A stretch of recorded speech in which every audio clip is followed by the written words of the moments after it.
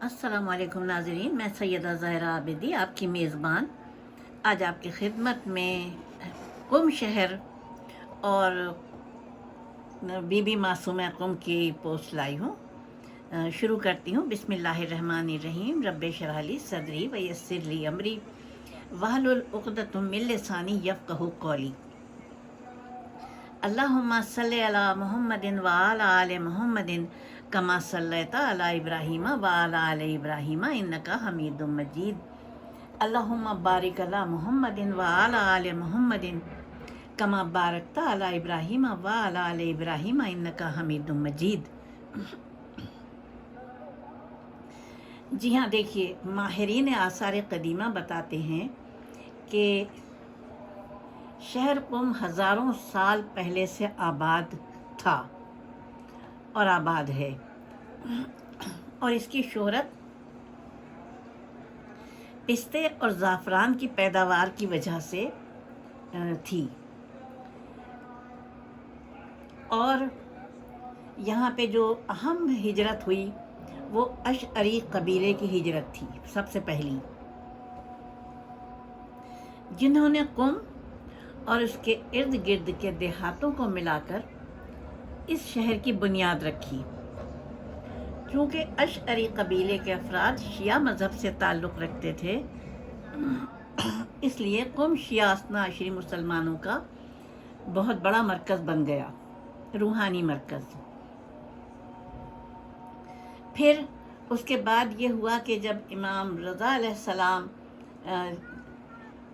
अब्बासी खलीफा के ज़बरदस्ती से मदीने से बुलवाए गए मरो, तो बीबी फ़ातिमा मासूमा सलामुल्लाह अलैहा भी उनसे मुलाकात के लिए आने लगी, क्योंकि आप बहुत बचपन में यतीम हो गई थीं, क्योंकि आपके वालिद गिरामी इमाम मूसा काज़िम अलैहिस्सलाम को शहीद कर दिया गया था।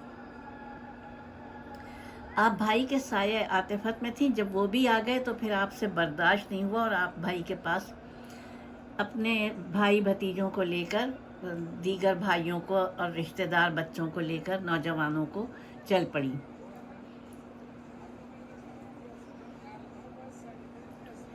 वो मैं आगे चल के बताऊंगी कि फिर किस तरीके से आपकी हिजरत का वो हुआ, नतीजा क्या निकला। लेकिन अभी मैं आपको बता रही हूँ कि बीबी फ़ातिमा मासूमा की वजह से इस शहर को मज़ीद क़ुव्वत मिली और वसअत में भी इजाफ़ा हुआ, और ये शहर दुनिया भर के शिया उलमा, शिया कौम और उलमा की तवज्जो का मरकज़ बन गया।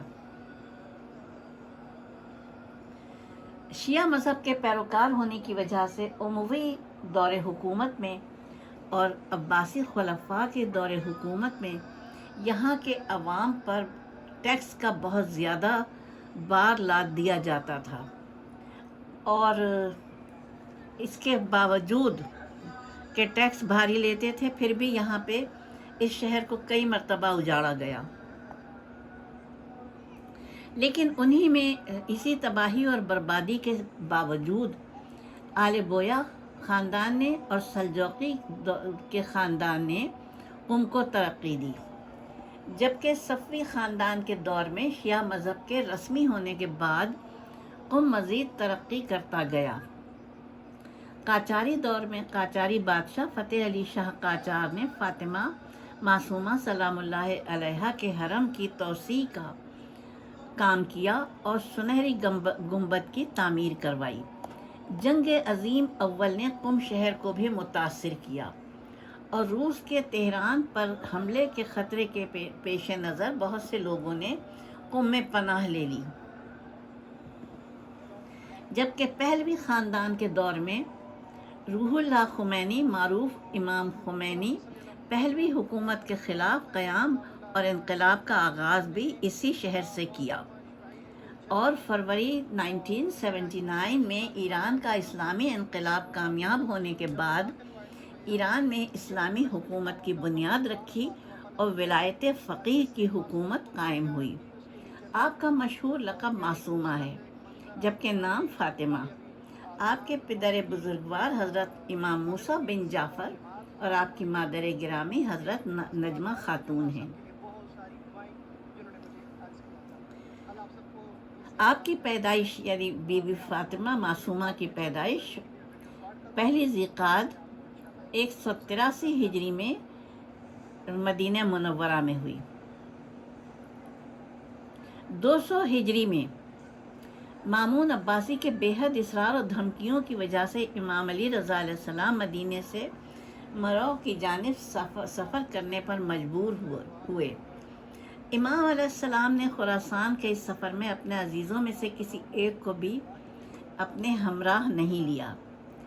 امام کی ہجرت کے 1 سال کے بعد اپنے بھائی کے دیدار کے شوق میں آپ نے بھی وطن کو الوداع کہا۔ آپ جب خراسان کی جانب جا رہی تھیں، ہر شہر اور ہر محلے میں آپ کا والہانہ استقبال ہو رہا تھا۔ یہی وہ وقت تھا جب آپ اپنی پھوپھی حضرت زینب سلام اللہ علیہا کی سیرت پر عمل کر کے مظلومیت کا پیغام اور اپنے بھائی کی غربت کو مومنین اور مسلمانوں تک پہنچا رہی تھیں۔ لیکن جب آپ کا قافلہ شہر ساوا میں پہنچا تو کچھ دشمنان اہل بیت آپ کے راستے میں حائل ہو گئے اور ان بد کرداروں نے حضرت معصومہ کے قافلے سے جنگ شروع کر دی، جس کے نتیجے میں قافلے کے تمام مردوں نے جام شہادت نوش کیا۔ ظاہر یہ سب خاندان نبوت کے لوگ تھے، یہاں تک کہ ایک روایت کے مطابق حضرت معصومہ کو بھی زہر دے دیا گیا۔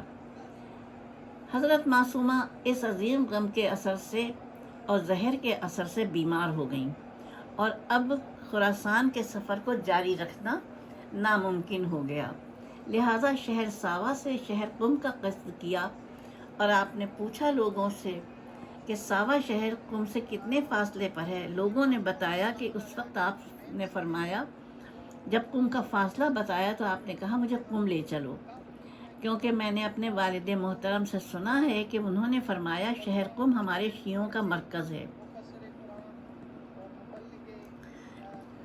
شہر قم کے لوگوں کو جب معلوم ہوا کہ آپ تشریف لا رہی ہیں تو وہ سب کے سب آپ کے استقبال میں دوڑ پڑے۔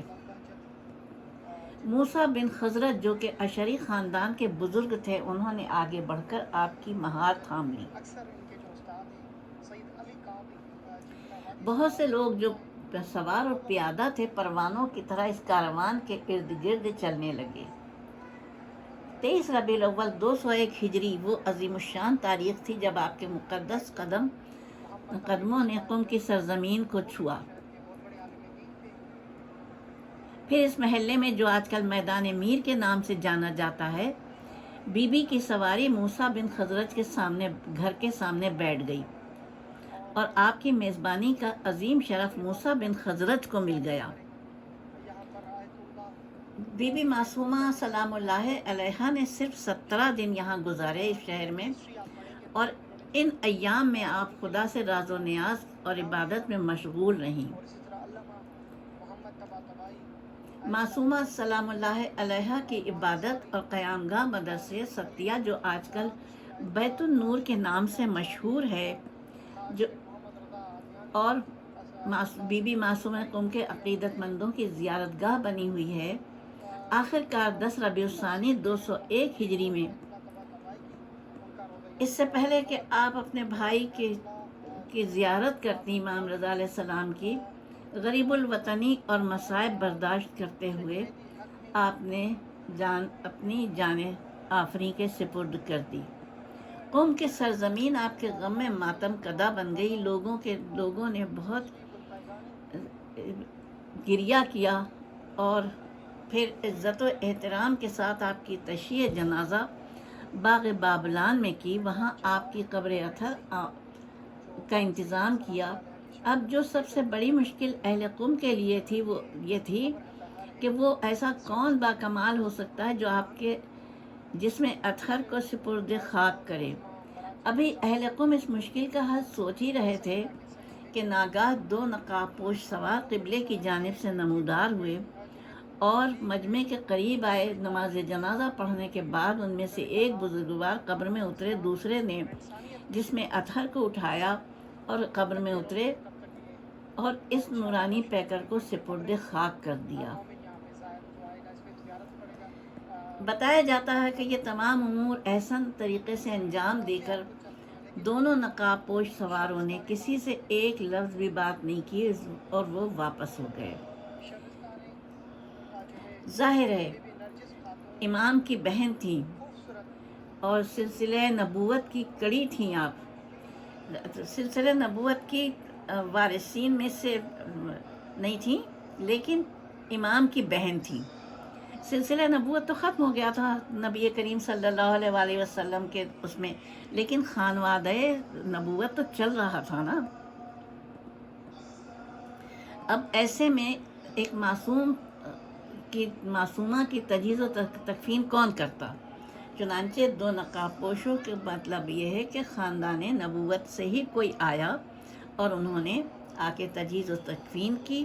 تجہیز و تکفین نہیں کی بلکہ قبر کے سپرد کیا۔